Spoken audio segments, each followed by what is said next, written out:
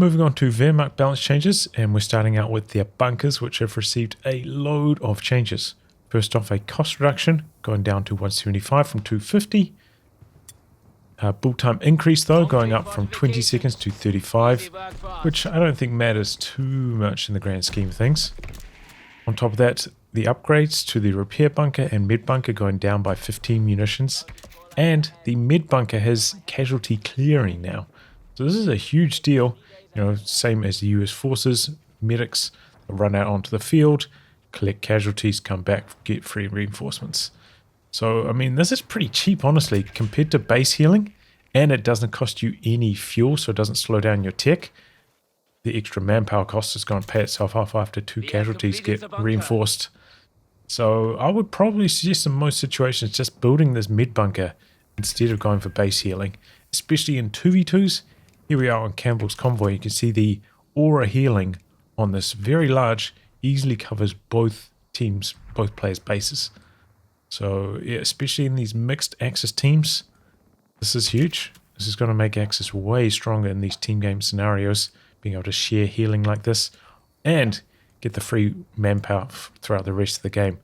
I feel like this is maybe a little bit broken, but alright. They've also changed the number of firing positions available from each side of the bunker. 6 on the front, and as you can see, those lads are really clumped up there. Right click drag if you want to reposition. 3 to 4 on the sides. Looks like that's the 3 side maybe. 2 on the rear. Oof, they are packed in there. Maybe this is the 4 side. Not sure. Either way, let's have a look at how this goes. Got a squad here. They can fire it.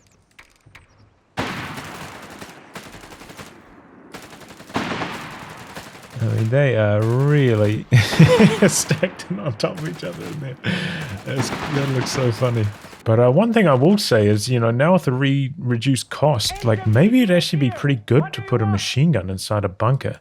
And now you've got like an omnidirectional machine gun anywhere on the map. I feel like we maybe haven't scratched the surface of the potential of bunkers, and maybe in certain maps on certain spots it'll become default to put a bunker down, jam a machine gun in it, and it'll just like lock down the whole area very effectively until your opponent gets like a proper counter to it, which, you know, could buy you a lot of time. Bunkers are pretty durable, hard to kill, so yeah, interesting. They also buffed the repair bunker. First off, they nearly doubled its repair rate. Still a slower repair rate than an unupgraded Pioneer, but, you know, this kind of brings it into a position where I would consider building them now. But also on top of this, they've made it so that they will repair structures. So even if they themselves take damage, they'll start to repair themselves up, the repair bunkers. So this is like a little bit worrying to me. I feel this is where advanced emplacements in Code 2 became like a little bit cancerous. Like those forward assemblies that would all repair each other and repair themselves and stuff. And that was what made them really hard to break.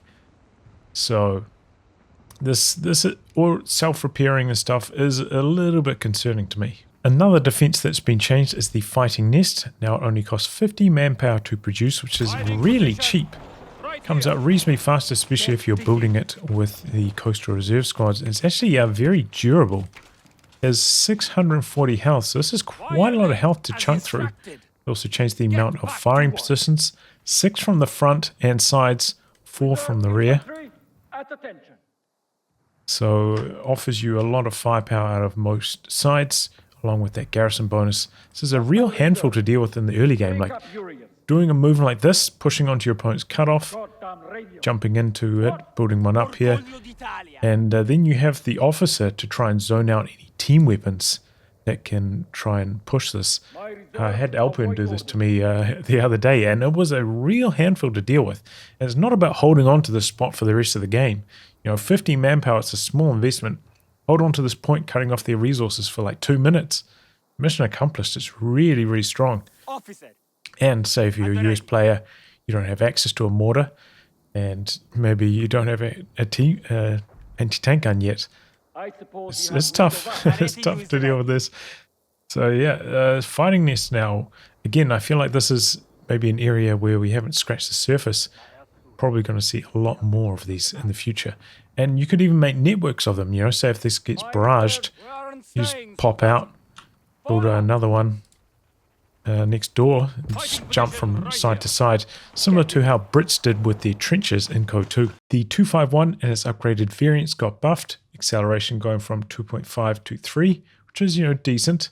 On top of that, the machine gun cooldown got halved, which usually amounts to a lot of extra DPS, but in this case, here we've got the after, 14.3 close, 4.8 far, compared to previous to this, 13.2 close, 3.8 far. So maybe like 1-ish DPS extra right across the range.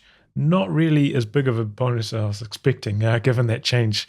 So yeah, it's still just a slight tickle on its machine gun. Hull down has received a lot of changes. First off, you can no longer activate it while you are in combat. So if we make this guy enemy, even though the Panzer IV is not taking any damage, you know, the rifleman can't penetrate it, still deactivates hull down.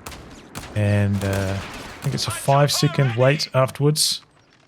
After you're no longer being shot at, then you can activate hull down. After that, I guess that's the timer, how long it takes to hull down. So yeah, it does have some pretty good bonuses now though. Can't see when it's activated, see the bonuses. But yeah, +5 range and vision, reduces incoming damage by 25% and +30% reload. So quite similar now to how it was in COH3, but you don't need a specific battle group or commander to access it. So, you know, you can use it on the Stug, Wirbelwind, Panzer IV, but not the Brummbar, which is kind of interesting. On top of that, it got removed from the Stug D, which I'm quite happy about because you probably were unaware of this, but there was actually a bug in the previous patch where you could activate its Vet 1 ability. This is what you got from Mechanized, the Stug D. And then activate, hold down, deactivate, hold down, and it could drive around while having all those bonuses. So I'm glad that they addressed that, because one player in specific abused this against me many times. So I'm happy that's finally gone. Maybe that's been fixed. But yeah, we'll see, turn on the fog, see how this looks. So activating, hold down. Here's my current sight range.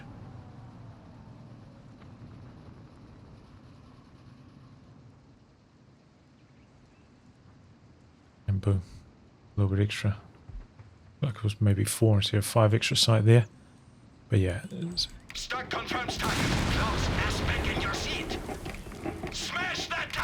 like I can creep my Stug to rotate while this is active. I didn't actually know that. You just have to creep it along and it can rotate out. I don't know how long this will be available, boys. I think this will probably be most useful by far on the Panzer IV. Like, I don't think the Whirlwind benefits that much from 30% reload speed, because it kind of like fires, cools down once, fires, then reloads, and reloads already very fast. So, you know, 30% off that. Do you see that? It's just almost inconsequential. Panzer Jagers, Panzer Schreck got buffed, slightly better long range accuracy and a reduction in aim time, though still quite a lot longer aim time than bazookas for comparison, so we'll see how this goes. Quarter of a second faster aim time. You gotta notice it. You see accuracy not enough for them to actually land these shots. So that's one thing about the Jaeger Schreck compared to the bazookas. Its scatter is really bad. You see how far away it's scattering. Finally lands there on the 4th shot. So still, like, if possible, try get closer where you're more guaranteed to land your shots. And, you know, you have a big spike in penetration up close as well. I think it's got 300 pen point blank. I think, what is it, like 140-ish long range? I can't remember exactly. So getting in close still very helpful, especially against like high armor targets like the Matilda.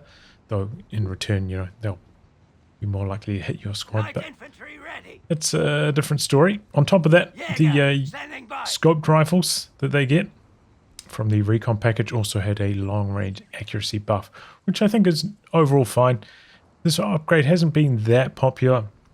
Gives them more of a defined role when in the matchup against like double bar rifle, and now you really want to be long range if possible. The MG42 heavy weapon team got some accuracy buffs. Here we are with the after, so we've got 42.6 close to 8.2 far, compared to previously 39.4 close, so 3 DPS-ish more close, and 7.1 far, so about 1.1 more far. So that on its own doesn't look that impressive as a DPS buff. Usually I'll be able to do side by side, but I was having a bit of a bug here. It wasn't displaying correctly, unfortunately. But the bigger change is to the incremental accuracy. So here it is in the mod tools. So what this does is for each additional model that is within a certain range of whatever the machine gun is directly shooting at, it gets more and more accuracy. So yeah, 17% more, and that's a multiplier. And here are the radiuses. So 10 radius far, which is a big area, 6 radius near. So if we slap this into the calculator, say we've got like a 6 model squad, like a rifleman, 1.17 to the power of 5. You know, this is a big number. Got essentially 120% more accuracy. So then you multiply that by the accuracy numbers that we have here. So it's giving you like a very, very high chance to hit. So let's have a look in game, see if we can feel this difference. Got a rifleman here, close to far range. So remember that had a 10 radius circle for incremental targets. So let's say the machine gun shoots at this, 10 radius. So this is 10 range back to here, but then 10 range forward of that. 10 range off to the side, 10 range off to the side. You could easily have like 3 squads in here, and they wouldn't even need to be that clumped up. And that will give you, you know, like incremental bonuses like times 10, and you know, like to the power of 10 instead of the power of 5. So this could get pretty wild. We're locked and loaded. Let's see if we can notice the difference.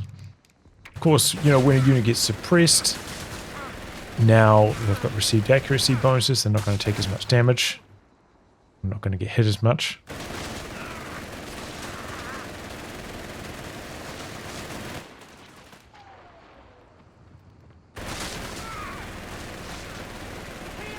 Okay, so it's not that much of a monster in terms of DPS, I will say.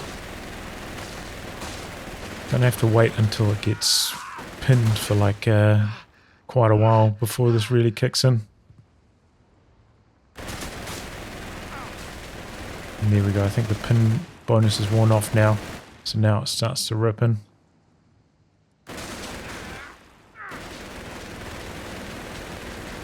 Alright, not as big of a change as I was expecting it to be. And of course, as the models drop down, you know, down to just 1, there's no incremental accuracy bonuses now. So as the squad dies, machine gun will get progressively lower accuracy and slower time to kill. The Nebelwerfer got some buffs, 20 more range on its barrage, but more health on its gun when it gets decrewed, so it won't be killed off so easily by your opponents. It gets decrewed, and then on top of that, slightly better AoE on its incendiary rockets, so better mid and long range AoE profile. We're close to max range here, that's 160. Let's see how it goes now against this formation.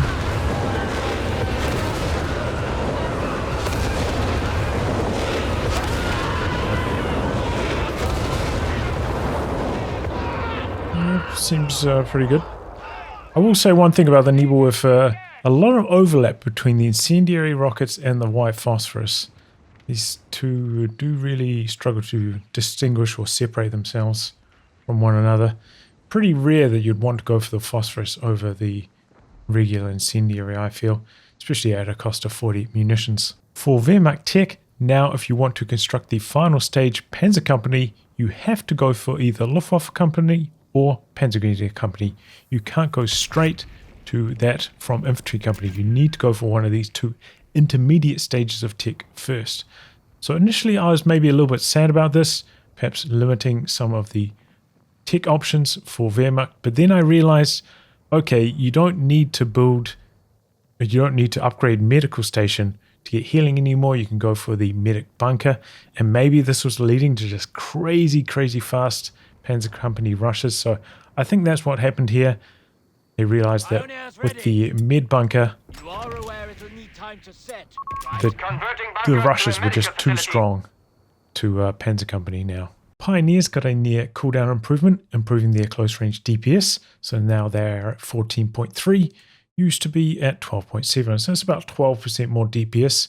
Not going to set the world on fire or lead to Pioneer spam or anything, but just a little bump. They do kind of need it. They are quite weak. The side skirts upgrade available in Panzer Company now gives plus 20% to side armor. So the Panzer IV before this, 105 on the side. Upgrade 126 on the side afterwards. Stosstruppen have received buffs on both their G43 and MG42 at all ranges. Patch notes say this is about 10% more DPS. So let's see how it goes. I'm going to match them against some LMG commandos. I remember this being a pretty close matchup before the patch. So long range ones, because of camouflage, will get the ambush bonus, close range will not.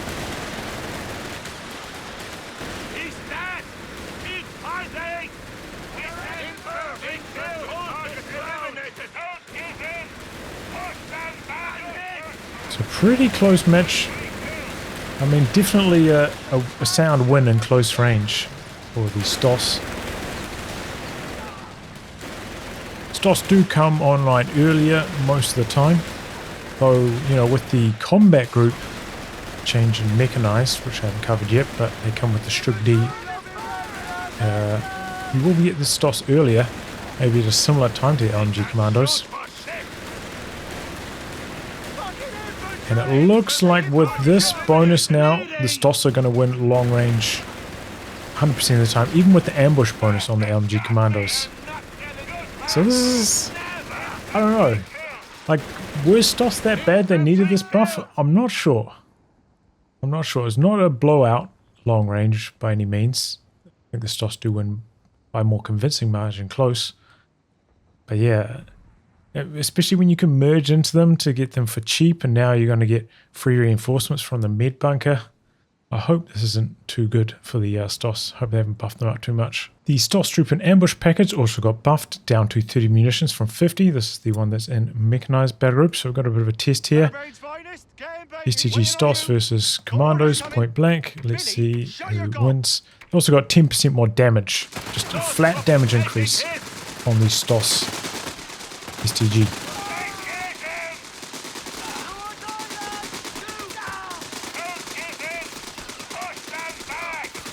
Ooh, pretty close matchup against the Commandos. At point blank. Looks like, you know, it just comes down to how the models drop and whatnot.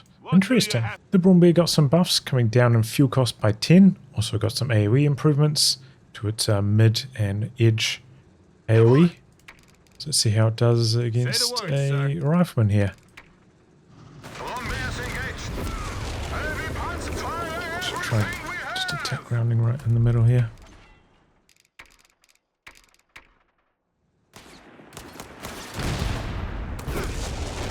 Ooh-wee. So yeah, the Brummbar never had a damage cap on it. So it didn't need a bump up like the bulldozer did. But yeah, it looks pretty solid at the moment. I think the bulldozer maybe killed a little bit faster, maybe just have a slightly higher rate of fire than the Brummbar, from what I can remember. But, you know, it looks respectable.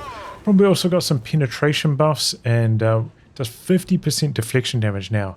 So up against medium tanks and larger, should be doing quite a lot more damage to vehicles now as well. The Wehrmacht Marder has received some cost changes, coming down in manpower, but going up in fuel, which is okay. A lot of people have been asking for a cost increase on the Marder. On top of that, it's got a new ability here instead of hull down called sight main gun. Now first off, they spelt sight incorrectly here. And also an incorrect description. It's plus 10 range, not plus 10% range. So yeah, when you activate sight main gun, check down here. You can see You can't deactivate it for 7 seconds after activating it, so you're locked in place. Got to be careful about how you use it. But yeah, your range goes from 50 up to 60. Well, I'm a little bit past the mark here, but yeah. From 50 range up to 60, so plus 10 range. You can rotate on the spot and gives you plus 20% rate of fire. So very similar to hold down without the damage reduction and a slightly bigger range boost. That's pretty cool for the Marder, I think. And after you activate it, 10 seconds before you can reactivate it.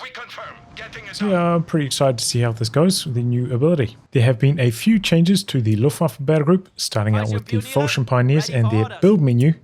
I think previously you couldn't build caches with them, now you can. Still have access to the Luftwaffe relay, so that's nice. Also the Flak 38 come down in costs, 50 manpower and 10 fuel cheaper now. Do remember you need to have, a higher stage of tech to be able to construct these. 5 seconds faster plant down as well. And now Pioneers can also place those Flak 38 emplacements. So this isn't the big 88mm Flak, just the smaller Flak emplacement, which barely saw any play after those big nerfs it got many months ago now. The Flak 36 emplacement has also received some changes. First off, a command point cost reduction, going down from 3 to 2. And then it's also had its anti-air performance altered. It's had a range reduction, but a massive damage increase. The patch notes I think say it went from 240 to 600. I think it previously did have like a target table bonus, like a small one, where it did maybe 320 damage per shot. Either way, pretty much doubled its damage against aircraft, so I guess they reduced its range so it wasn't just blasting everything. And I think a lot of planes have 480 health, so I think it's going to be one-shotting like a large proportion of the planes in the game. I switched this to be enemy controlled. I'm going to bring in this strafe here, see how it does. Yeah, I mean, one-shot it. So yeah, one-shot stuff like strafes. In the Breakthrough Battlegroup, the Rapid Production ability, the build time bonus has gone from 50 to 75%, matching the US Forces Armoured changes. The Mechanized Battlegroup has also received some changes. First off, the Stug Assault Group now costs 50 manpower more, but comes with a Stosstruppen instead of a Panzer Grenadier. So I think that makes it overall a bit more exciting than just coming with Panzer Grenadiers that are typically available at around this command point timing anyway. So yeah, I'm excited to see how this goes. And of course, remember, this assault package on them did also get buffed. Will come in quite a lot later though, since it's down the other side of the tree. On top of that, the Westbay did get a command point cost reduction, going from 4 down to 3. So you guys can bet I'm going to be rushing this bad boy out. Did get buffed, remember, this patch, damage cap going up. So yeah, very excited to try out the West Bay Rush. So that's it for Wehrmacht. Last patch, I think maybe they're the weakest, but not by a very large margin. So they got quite a few changes in this patch, but no like mind-blowing changes. Probably the biggest one is the med bunker, now having casualty clearing. That maybe is going to shake things up a bit. Obviously, the Italian coastal battlegroup is quite strong, especially the officer. But it'll be interesting to see if Wehrmacht can keep up outside of that battlegroup. Because yeah, they weren't far off the pace, but they did need a little bump up in my opinion.